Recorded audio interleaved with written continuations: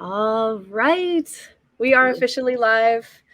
Welcome, everyone. Thank you for tuning in. I am so excited to share this really special interview with you all today, it is a Learning Sound and Synthesis Spotlight Series live stream. And I have Ben Townsend. Hello, hello.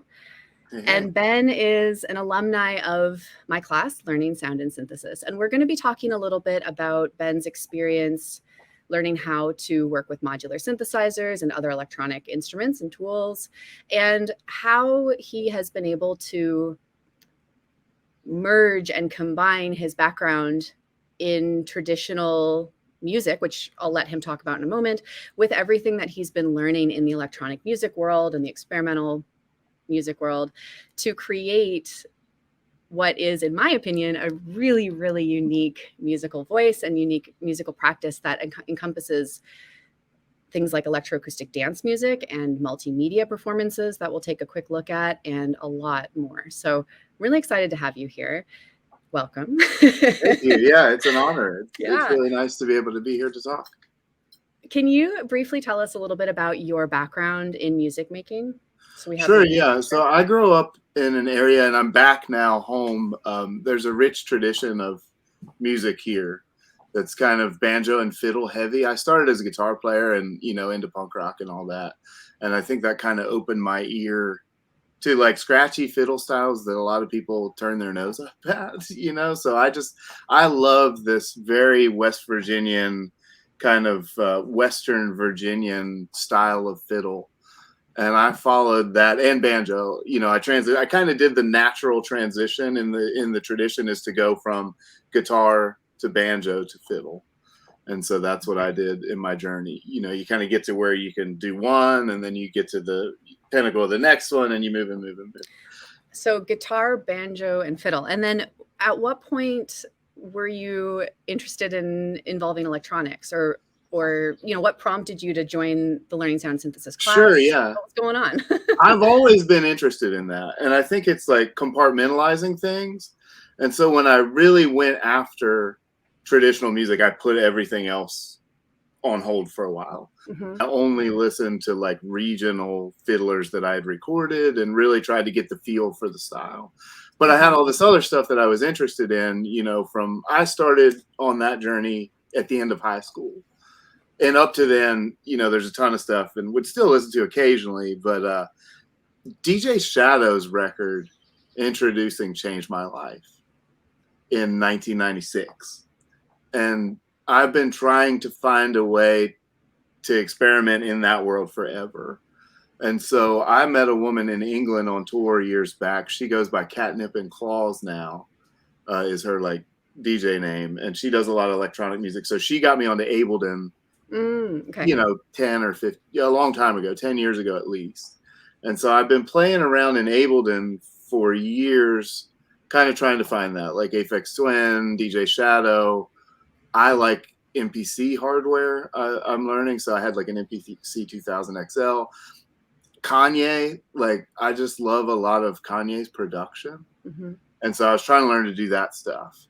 And then getting more into experimental music, my brother is really into contemporary music. And so he turned me on to like Terry Riley, Xenakis, Steve Reich, stuff like that. I used to play math metal. So we did a lot with like phasing and different things like that. And now I'm doing that again with like dads from this homeschool group that my family's in. So we have this like experimental metal band. But I think the thing that I was looking for is a way to incorporate all these interests.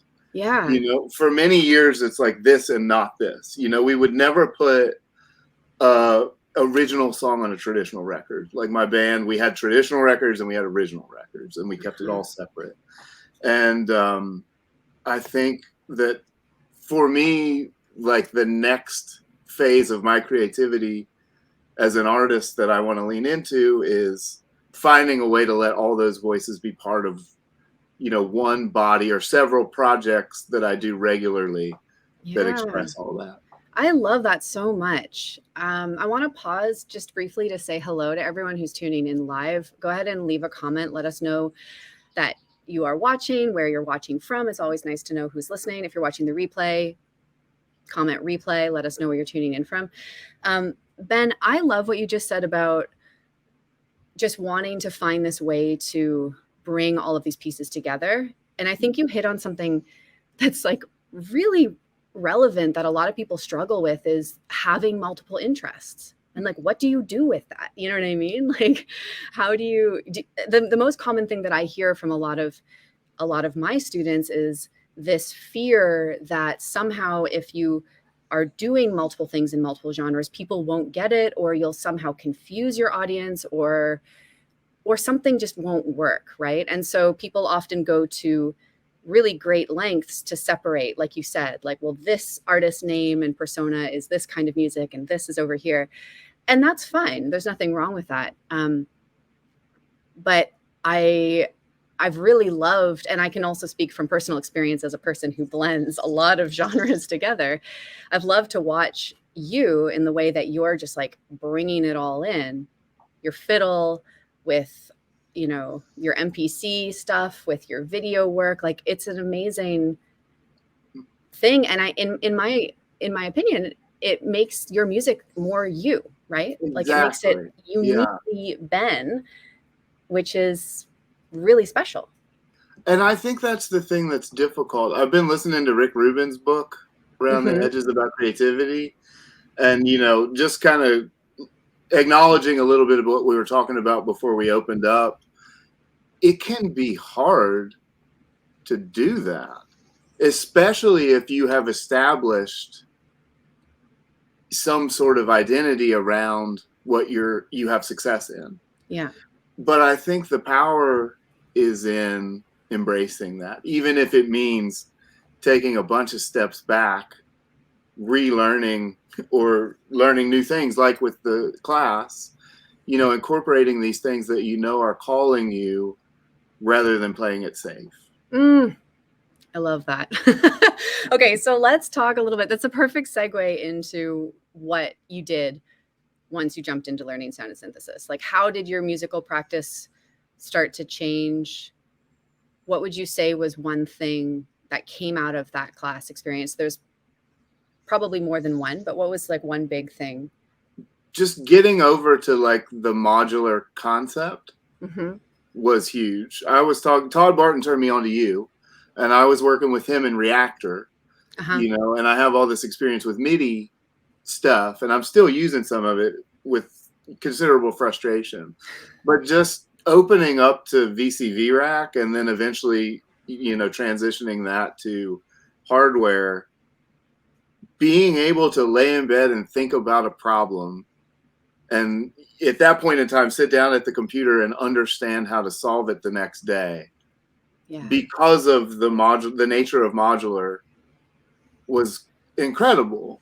Yeah. And I feel like before that, with the architecture of MIDI, it would be like, oh, that's really close, but shoot, you know, and I have to buy something or try something or wire, you know, find a way to get into the architecture to do something that it doesn't want to do. Whereas, you know, learning the basics of control, that was big. Learning triggers, learning control voltage within modular. A square wave is the thing that makes a trigger, not a sine wave. You know, that was a game changer that I didn't understand before. So these modular synthesis foundations, often things that, you know, a lot of the time we can take for granted, but they can open the creative floodgates. And sometimes it's like one thing. There's like one fundamental technique that for some reason is just the perfect thing for you. Not just you, Ben, but for a person in that moment to make their creative project. And I feel like you had some things like that really helped you with your big absolutely, like the comparator stuff, the envelope follower stuff was really helpful.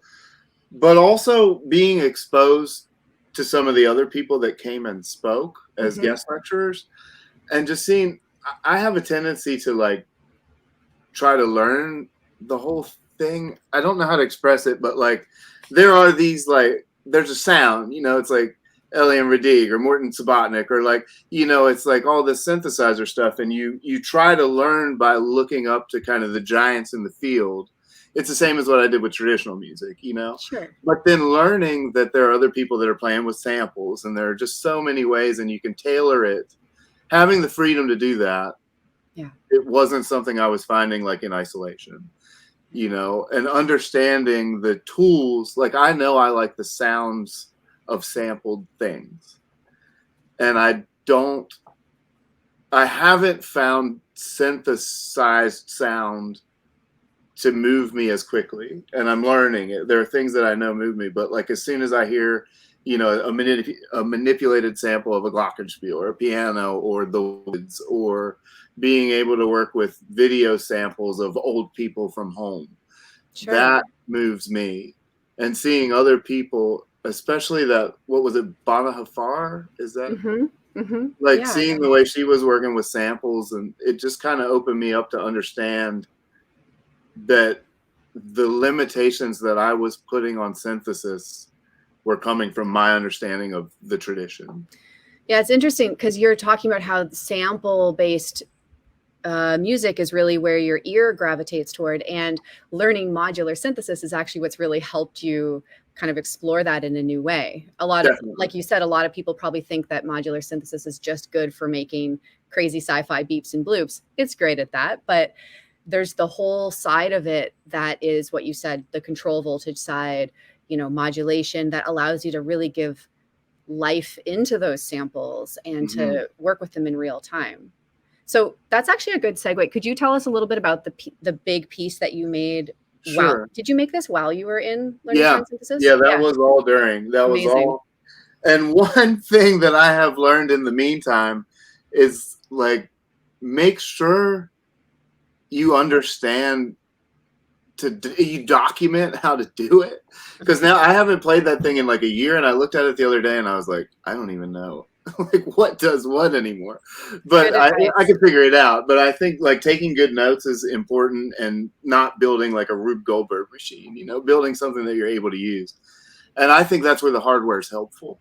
But and the constraint that I put on myself that made this all work out was that I followed loosely the concept of the water cycle. So, kind of going from the ether to rain to ocean, river, it kind of followed the cycle of water is the concept that gave me the limitations that I needed to get from, here's something abstract, put it in a folder, next thing. It helped me link them all together. Interesting. Okay. And so I took that idea and used a bunch of footage from like old 8 and 16 millimeter film of behind, where the people I learned fiddle from, they learned from. And then I overlapped that with a lot of like GoPro footage. I do a lot of cycling, so I would like ride with my GoPro to different places and take footage. And that ambient along the way that I sent you a link to was kind of the beginning of that. And then I found like there's a really famous tunnel near me where they went through the mountain to drag boats on the canal from here to DC. And so I found an old film of that from like, early 20th century. And then I went out there on my bike and tried to line it up. I put it on, and then I would have envelope followers kind of controlling the opacity of those two videos to show like, here's the oldest document of that. Here it is now. Beautiful. So you were using VCV rack for that. Amazing. And you were also playing your fiddle on top. Yeah, right? So the fiddle or the vocal or like a low drone or different things like that would control different parts of it. And I also used Resolume software. Okay, amazing. For that. So that's how I got like from the VCV to MIDI into Resolume. Okay, we need to take a minute to look at that. But it's so great to hear the process. So I'm just going to see if I can pull up your video. And I think I have it maybe even queued up coincidentally at that moment that you were just talking about. Oh, cool. Let's see. Oh, yeah, there's Paul Tunnel. Exactly. Oh, yeah. I never read.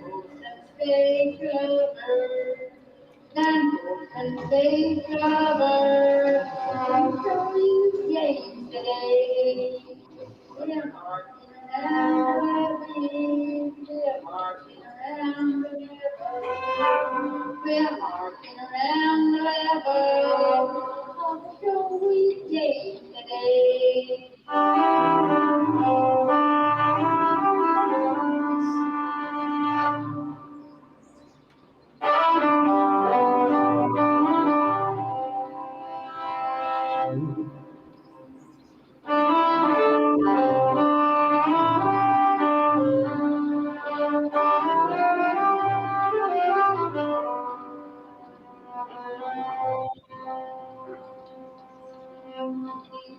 I'm amazing, I love to show you. I'm amazing, I love to show you. I'm amazing, I love to show you. On the weekday today, we're marching around the levee. We're marching around the level. We're marching around the level. On the weekday today.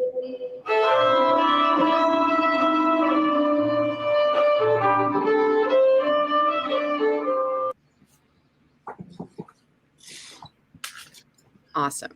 That is so cool. Okay, give me 1 minute here. I have to find all of my windows. There you are. Okay, you're back. Thank you. I mean, that's so beautiful, and it's such an interesting.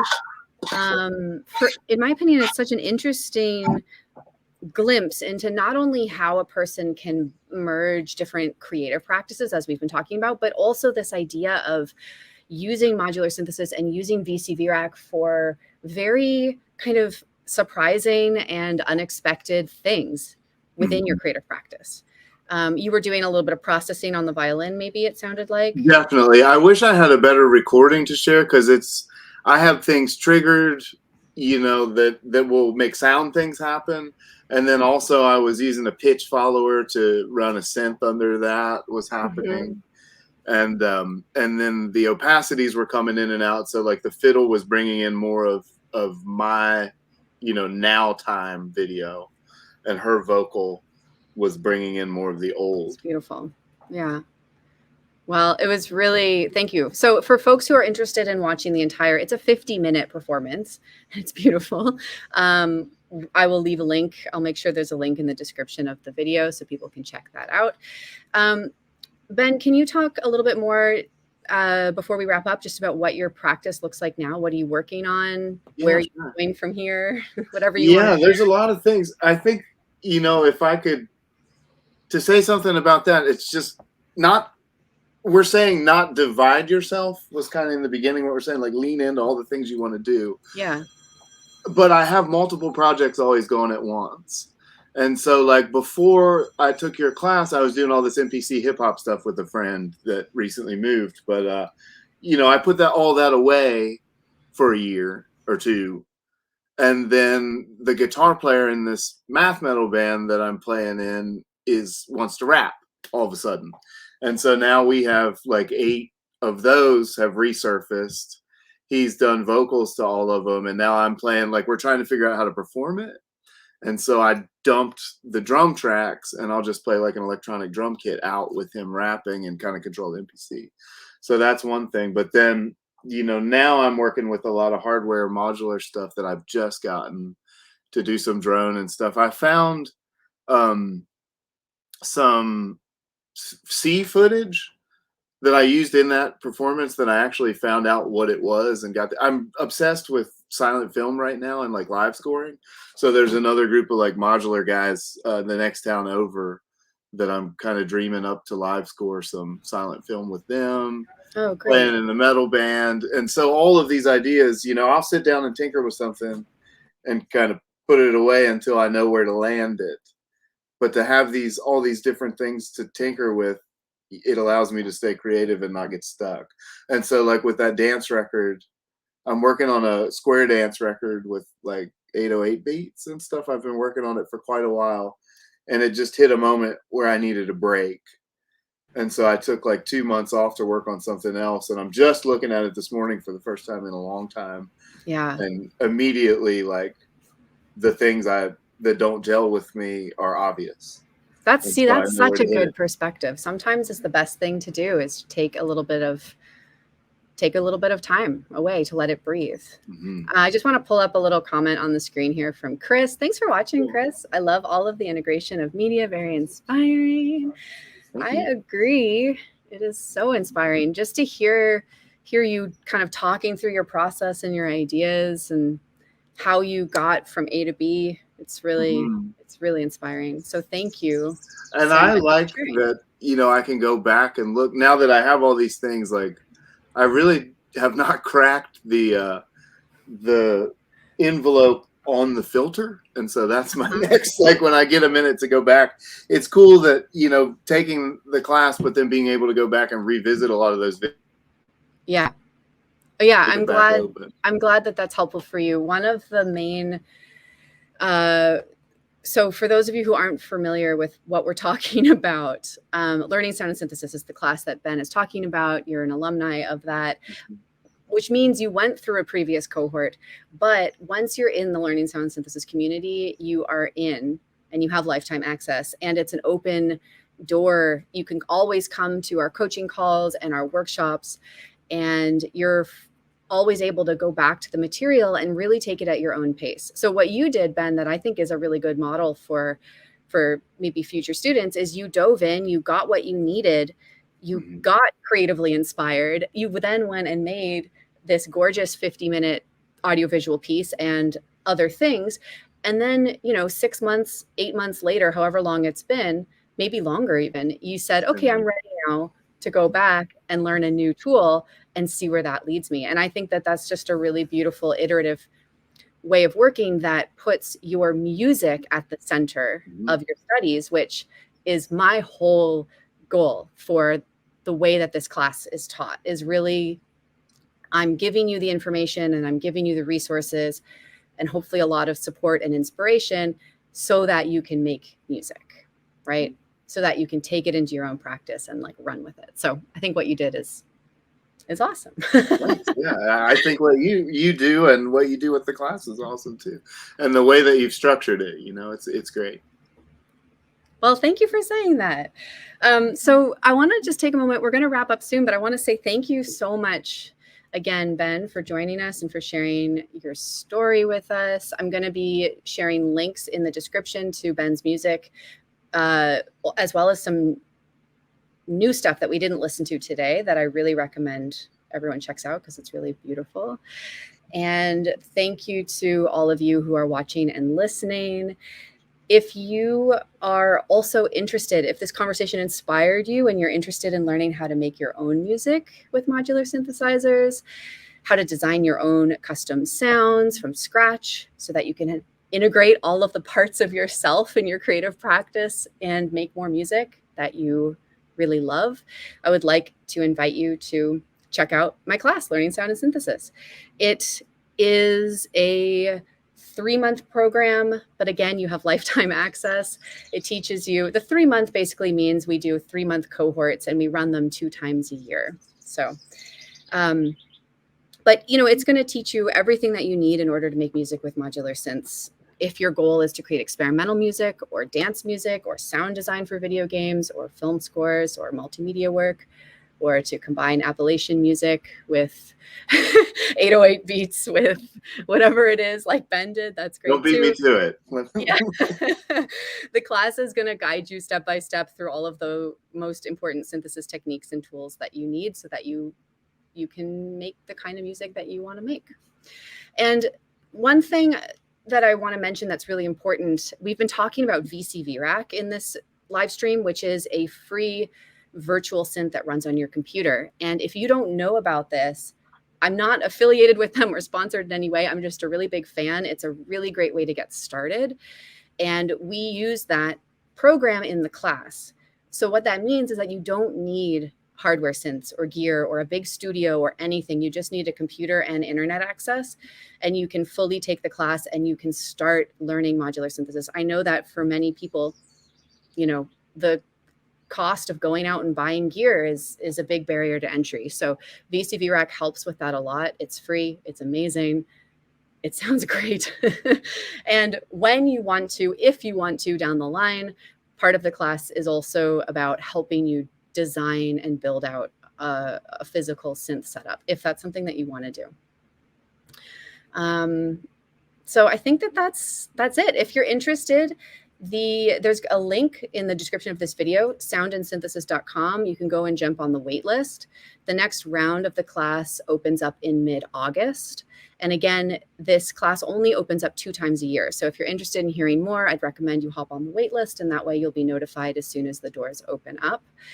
And I also have something kind of special for everyone who hops onto the waitlist, which is if you enroll in Learning Sound and Synthesis from the waitlist, you will get a complete other training for free, which is my live performance with Modular Synths masterclass. So a little extra bonus for jumping on the waitlist and expressing interest in that. And it's a really great class. So Ben, is there anything else that you want to say to wrap us up or send us on our way? I would be happy to talk more, with people that are interested in what I'm doing. And, okay, great. Yeah. And the Questionable Records Bandcamp is where everything kind of lives. So I would love, to hear feedback or to see people listening to any of that stuff. Awesome. Let me see here really quick if I have that. I'm just looking through to see if I can find that link really quickly. Woo, woo, woo. On the fly, searching. I know you just sent it to me. I want to make sure I drop it in the chat here. There you are. It's just Questionable Records Bandcamp. Questionable Records Bandcamp. There it is. Okay, awesome. And I am inspired to say that if you're on the fence about the hardware side of things, sooner than later. I do a lot with students of traditional music, and they graduate very quickly from a beginner instrument to something they can grow into. And if anything, I think I waited a little too long to go from, trying to reinvent the way MIDI works to getting a few choice pieces of hardware that work for me. So your advice would be for people to maybe not try to. I bought a lot of little desktop MIDI synths because I was just oh, this is prohibitively expensive. And then, recently I bought just a very small modular case, got a few things that I've been looking at for years, let myself do it. And it's the right way to go. I immediately feel I don't have to spend all day MIDI mapping things to start making music. Yeah. And that's nice to have. Yeah. Well, that's great advice. Yeah. I think the order you did things in was actually pretty smart, starting in learning the tools and the workflow in BCV Rack, probably reconfirmed that those things you'd been looking at for years were actually going to work in your practice. And then starting with a nice small setup is always what I recommend. Yeah. All the videos and stuff, people watch YouTube and see these huge, but you can do a lot with a very little. And if it is the thing you want to try, the quicker you get into something you can grow into, the better. Yeah, for sure. Okay, well, let's wrap up here for now. Thank you again, Ben. I just dropped the link to Questionable Records Bandcamp in the comments for folks. So go ahead and click on it and listen. It's beautiful. And we'll see you again soon for another Spotlight Series interview. That's it for today. Thanks, everyone. Bye for now.